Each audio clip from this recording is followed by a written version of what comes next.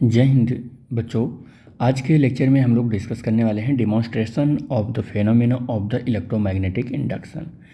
तो इससे पहले हमने जो एक लेक्चर किया जो पार्ट सी का, जिसमें हमने ये डिस्कस किया कि इलेक्ट्रोमैग्नेटिक इंडक्शन क्या होता है। इसमें हम इलेक्ट्रोमैग्नेटिक इंडक्शन से रिलेटेड जो प्रैक्टिकल है या एक्सपेरिमेंट है उस पर डिस्कस करने वाले हैं। तो डिमॉन्स्ट्रेशन करने वाले हैं कि इलेक्ट्रोमैग्नेटिक इंडक्शन क्या है।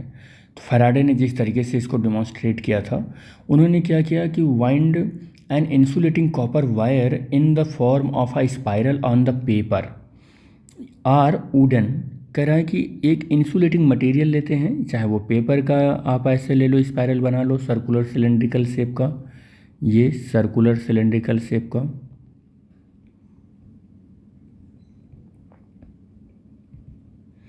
चाहे आप वुड ले लो, और इंसुलेटेड कोटेड कॉपर वायर इस पर वाइंड कर लेते हैं। कैसा वायर ये है? इंसुलेटेड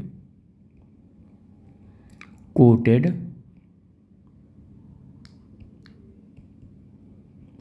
कॉपर वायर वाइंड कर देते हैं इस इंसुलेटिंग मटेरियल के ऊपर। चाहे ये कागज़ ले रखा है आपने, चाहे ये पेपर ले रखा है आपने, और चाहे आपने वुड ले रखा है, ठीक है, चाहे जो भी ले रखा है। तो ये insulated coated copper wire wind करने के बाद एक एंड हम इस कनेक्टिंग वायर से कनेक्ट कर देते हैं गैल्वेनोमीटर का, और second end of the insulated coated copper wire का हम कनेक्शन वो कनेक्टिंग वायर से गैल्वेनोमीटर के दूसरे टर्मिनल से कर देते हैं। इसमें हम देखते हैं कि गैल्वेनोमीटर जीरो, या कह सकते हैं कि सेंट्रल जीरो गैल्वेनोमीटर है, नल डिफ्लेक्शन शो कर रहा है, कोई डिफ्लेक्शन शो ही नहीं कर रहा है। और हमने इससे कुछ दूरी पर एक एंड से इसको हमने इस तरीके से स्पाइरल किया है कि अब ये एक सोलेनॉइड बन चुका है, और इस सोलेनॉइड का इस वाले एंड को हम ए कह रहे हैं और इस वाले एंड को हम बी कह रहे हैं। और एंड ए के सामने कुछ दूरी पर हमने एक मैग्नेट रखा है जो कि एक बार मैग्नेट है।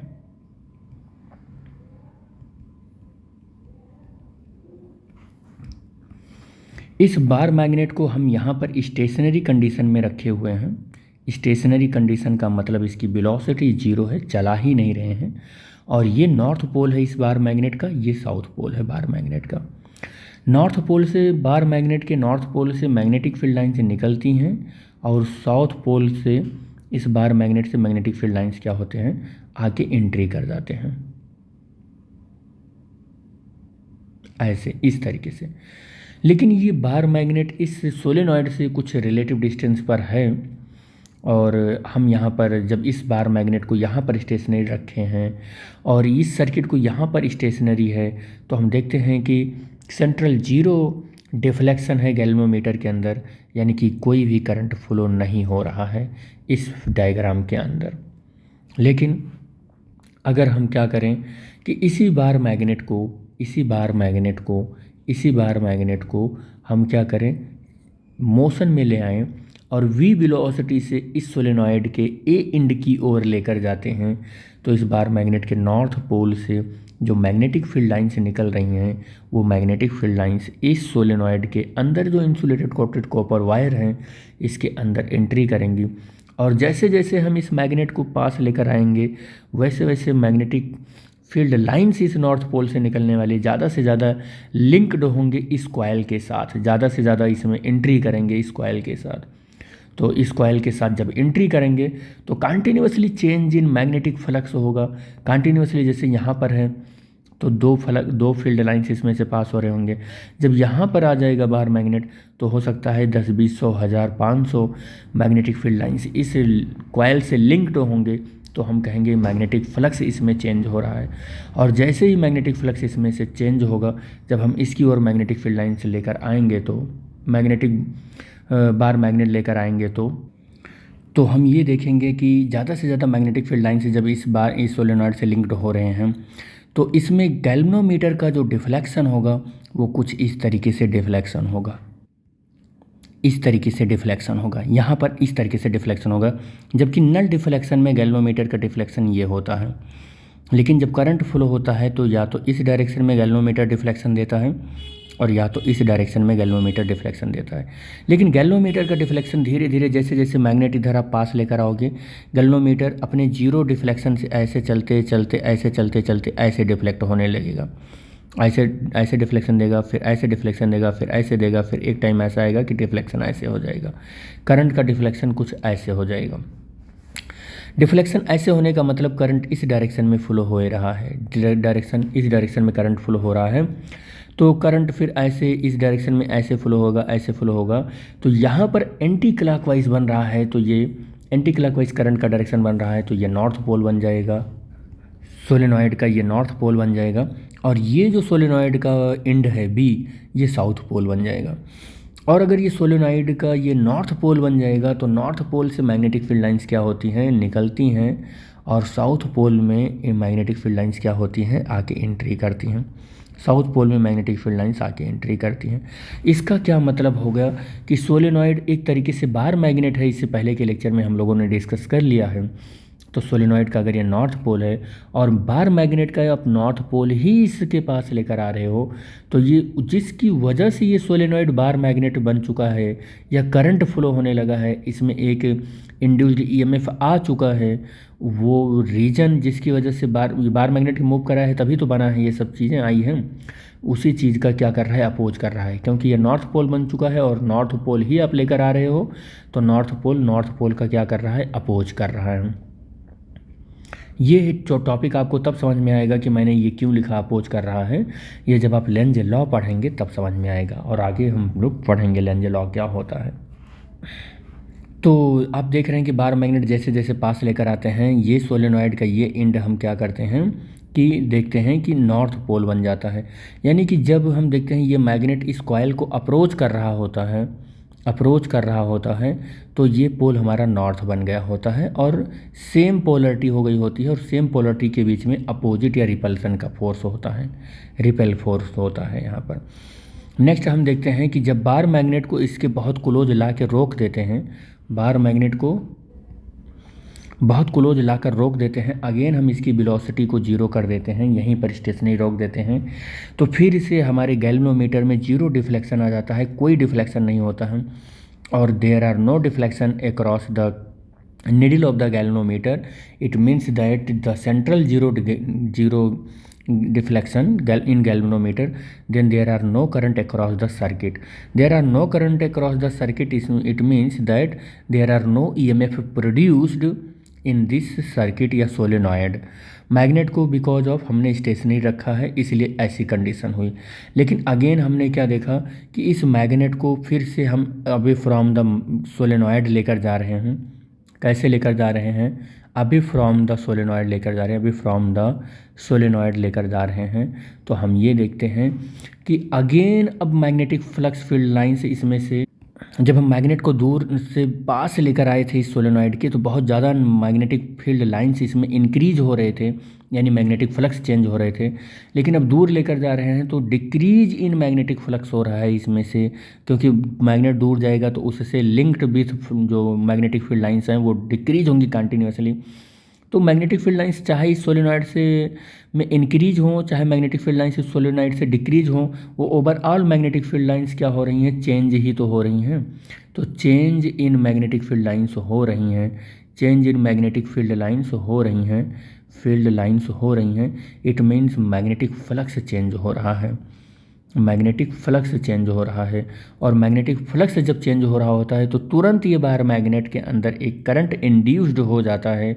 लेकिन अब करंट कैसा इंड्यूस्ड हुआ है उस पर देखने की बात है, क्योंकि अब हम देख रहे हैं कि जो हमारा गैल्वेनोमीटर है वो जब नल डिफ्लेक्शन देता है तो ऐसे देता है, लेकिन अब धीरे धीरे वो क्या हो रहा है कि लेफ्ट हैंड साइड में उसकी नीडल डिफ्लेक्ट हो रही है और फाइनली इस डायरेक्शन में डिफ्लेक्ट हो गई। इसका मतलब करंट का जो डायरेक्शन है, अब मैग्नेट को जब दूर लेकर जा रहे हैं, अबे फ्रॉम द सोलेनॉइड लेकर जा रहे हैं, तो करंट कुछ इस डायरेक्शन में प्रोड्यूस हुआ, करंट कुछ इस डायरेक्शन में प्रोड्यूस हुआ, और सोलेनॉइड के अंदर करंट का डायरेक्शन क्लॉकवाइज हो गया, और क्लॉकवाइज होने से जो इंड ए था अब वो साउथ पोल बन चुका है। वो कौन सा पोल बन चुका है, साउथ पोल बन चुका है। और सोलेनॉइड का भी इंड जो है वो अब नॉर्थ पोल बन चुका है। यानी कि मैग्नेट जब दूर लेकर जा रहे हैं तो साउथ पोल और नॉर्थ पोल के बीच में यहाँ पर क्या हो रहा है, अट्रैक्शन हो रहा है। मतलब जब दूर लेकर जा रहे हैं तो इस बार मैग्नेट को सोलेनॉइड साउथ पोल बनकर अट्रैक्ट कर रहा है, लेकिन जब पास लेकर आ रहे थे तो सोलेनॉइड का ये इंड नॉर्थ पोल बनकर इस मैग्नेट को नज़दीक आने से अपोज कर रहा था, रिपेल कर रहा था। मतलब आप देख रहे हो कि नेचर ऑलवेज इस इंड्यूस्ड करंट की वजह से इस सोलेनॉइड का कैसा हो रहा है, अपोजिट हो रहा है। मतलब नज़दीक लेकर आ रहे थे तो नॉर्थ पोल बन रहा था, दूर लेकर जा रहे हैं तो साउथ पोल बन रहा है। इट मीन्स दैट जब आप इस मैग्नेट को पास लेकर आ रहे थे तब भी आपको against the electrostatic repulsion force work करना पड़ रहा था, और जब आप मैग्नेट को अब दूर लेकर जा रहे हैं तो भी अगेंस्ट द अट्रैक्शन फोर्स के आपको वर्क करना पड़ रहा है, क्योंकि दूर लेकर जा रहे हैं और ये आपको अट्रैक्ट कर रहा है। तो हमेशा किसी न किसी एक फोर्स के अगेंस्ट आपको वर्क करना पड़ेगा, और कैसा वर्क करना पड़ेगा, मैकेनिकल वर्क करना पड़ेगा। और यही मैकेनिकल वर्क इसमें इलेक्ट्रिकल एनर्जी के फॉर्म में स्टोर हो रहा है, इलेक्ट्रिकल एनर्जी के फॉर्म में या इलेक्ट्रिकल करंट के फॉर्म में स्टोर हो रहा है, इलेक्ट्रिकल करंट के फॉर्म में स्टोर हो रहा है। क्योंकि जब जब मैग्नेट का आप मोशन करा रहे हैं तब तब इसमें करंट इंड्यूस्ड हो रहा है, और जैसे ही मैग्नेट का मोशन आप रोक दे रहे हैं, इंडक्शन ऑफ करंट या इंड्यूस्ड करंट यहाँ पर बंद हो जा रहा है। गैल्वेनोमीटर के डिफ्लेक्शन से हमको ऐसा ऑब्जर्वेशन मिल रहा है यहाँ पर। नेक्स्ट, मैग्नेट को हम जब दूर ले जाकर फिर से रोक देते हैं तो फिर हम देखते हैं कि सेंट्रल जीरो गैल्वेनोमीटर में डिफ्लेक्शन होता है। There are no current induced in this solenoid or the circuit. तो हमें एक बात पता चल गया कि जब जब हम मैग्नेट को यहाँ पर इस सोलेनॉइड के पास लेकर आएंगे और जब जब मैग्नेट को सोलेनॉइड से दूर लेकर जाएंगे, उसी ड्यूरेशन में यहाँ पर इलेक्ट्रिक करंट इंड्यूस्ड होएगा, अदरवाइज नहीं होएगा। इट मीन्स दैट हम जब तक मैकेनिकल वर्क करेंगे, जब तक मैकेनिकल वर्क करेंगे तब तक इलेक्ट्रिकल करंट बनेगा, मैकेनिकल वर्क करेंगे तब तक इलेक्ट्रिकल करंट बनेगा, अदरवाइज इलेक्ट्रिकल करंट नहीं बनने वाला है। तो हम इस एबव एक्सपेरिमेंट से, ये जो एक्सपेरिमेंट है इसके 5 पॉइंट या 5 स्टेप जो देखे, इससे कंक्लूजन क्या निकल कर आता है, उस कंक्लूजन को ध्यान में देख रखते हैं। क्या है कंक्लूजन? फर्स्ट जो है वो क्या कह रहा है कि a current flows in the coil. जब कह रहा है करंट कॉयल में जब फ्लो होता है तो only when there is a relative motion between the coil and the magnet. तभी करंट फ्लो हो रहा है जब तक हम कॉयल और बार मैग्नेट के बीच में रिलेटिव मोशन को बनाए रखे हैं, तभी तक इलेक्ट्रिक करंट प्रोड्यूस हो रहा है। जैसे ही हम मोशन ऑफ बार मैग्नेट रोक देते हैं, there are no current induced in the solenoid, कोई करंट इंड्यूस्ड नहीं होता है। तो ये चीज़ हमने देख लिया है। सेकंड कंक्लूजन क्या निकल कर आता है कि the direction of current is reversed, direction of current is reversed if the direction of motion of और the polarity of the magnet is the reversed. हमने क्या देखा कि जब हम मैग्नेट को इसके पास लेकर आ रहे थे, अप्रोच करा रहे थे, तो करंट हमारा एंटी क्लॉकवाइज में फ्लो हो रहा था, लेकिन जब हम मैग्नेट को दूर लेकर जा रहे थे तो हमारा करंट क्लॉकवाइज यहाँ पर फ्लो होने लगा। It means direction of motion of the bar magnet change कर रहे हैं तो polarity of the current change हो जा रही है। सोलेनॉइड का जो टेम्पररी मैग्नेट है इसकी भी पोलरिटी चेंज हो जा रही है। जो अभी तक नॉर्थ पोल था, देखो यहाँ पर वो अब साउथ पोल बन चुका है, और जो अभी तक साउथ पोल था अब वो नॉर्थ पोल बन चुका है, यहाँ पर देखो आप। तो सेकंड कंक्लूजन यही कह रहा है, क्या कह रहा है सेकंड कंक्लूजन, कि डायरेक्शन ऑफ करंट रिवर्स करने से direction of motion of a bar magnet क्या हो जाता है, वो चेंज करने से चेंज हो जाता है। यानी बार मैग्नेट का डायरेक्शन ऑफ मोशन चेंज करने से डायरेक्शन ऑफ करंट रिवर्स हो जाता है या चेंज हो जाता है, ठीक है। थर्ड कंक्लूजन क्या निकल कर आता है कि current in the coil is increased. Coil के अंदर आप करंट को इंक्रीज करते हो तो rapid motion of the magnet क्या करना है, आपको चलाना है। यानी कि मैग्नेट का मोशन आपको बहुत रैपिड करना होगा, बहुत तेज़ी से चलाना होगा। बार मैग्नेट को जल्दी जल्दी लेकर आओ, जल्दी जल्दी लेकर जाओ, जल्दी जल्दी लेकर आओगे तो direct amount of the current या करंट जो है वो बहुत मतलब कि कह सकते हैं कि रैपिड हो जाएगा, rapid motion of the magnet करना हो जाएगा। मतलब करंट इंक्रीज करने से, करंट को इंक्रीज करना है तो rapid of the motion of bar magnet increase करना होगा। Use of the strong magnet, अगर आपको करंट बहुत ज़्यादा चाहिए तो जो बार मैग्नेट आप लेकर आ रहे हो बार बार सोलेनॉइड के पास और लेकर जा रहे हो सोलेनॉइड के पास, उसे आप बहुत स्ट्रॉन्ग मैग्नेट बना दो, बहुत स्ट्रॉन्ग मैग्नेट लो, उसको चलाओ, आप मोशन कराओ। थर्ड है increasing the area of the cross section, area of cross section भी इंक्रीज कर सकते हो आप। जैसे जो सोलेनॉइड आपने बनाया था बहुत पतला हो सकता है, ऐसे बनाया हो तो थोड़ा सा क्या करो और मोटा बना दो, एरिया क्रॉस सेक्शन इंक्रीज कर दो आप।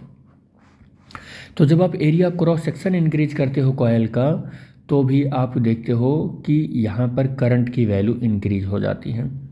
तो and by increasing the number of turns, और दूसरी चीज़ करंट को इंक्रीज और कैसे कर सकते हो कि पता चला इस पर आपने 3 टर्न दिया है, इस पर 1 2 3 4 5 6 टर्न दे दो। कितना टर्न दे दो? 6 टर्न दे दो, n equal to number of turn. तो यहाँ 6 दे दो, n इज इक्वल टू यहाँ 3 था यहाँ 6 कर दो, n इज इक्वल टू 10 कर दो, n इज इक्वल टू 100 कर दो, n इज इक्वल टू 1000 कर दो। तो नंबर ऑफ टर्न इंक्रीज करते हो तो करंट की वैल्यू इंक्रीज हो जाती है। तो बस इस लेक्चर में हम यहीं तक डिस्कस करेंगे और नेक्स्ट लेक्चर में हम लोग बात करने वाले हैं फैराडे लॉ का। तो thanks for watching the video, thank you बेटा।